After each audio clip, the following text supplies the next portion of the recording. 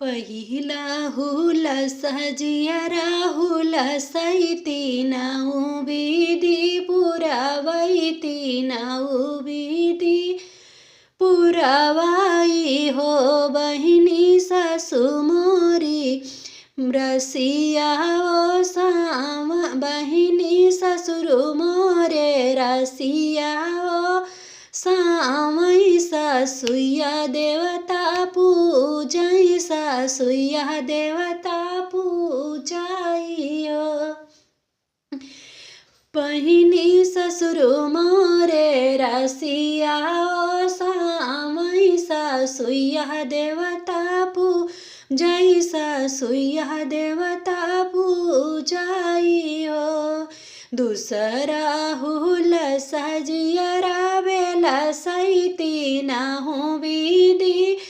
पुरावैती नाहु विधि पुरावाई हो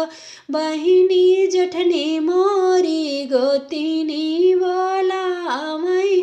बहिनी जेठा मोरे गोतिनी बोलामै जेठनिया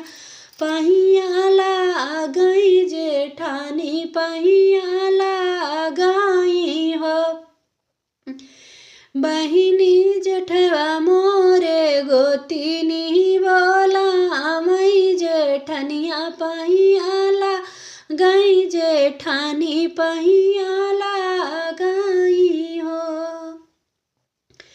तीसरा हुलस जियरा हुलसैती नाहु विधि पुरावैती नाहु विधि पुरावाई हो बहिनी देवर मोरे बसिया बाजामै ननद करैठन गनी ननद करैठन गनी हो बहिनी देवरा मोरे बसिया बाजामै ननद करैठन गनी ननद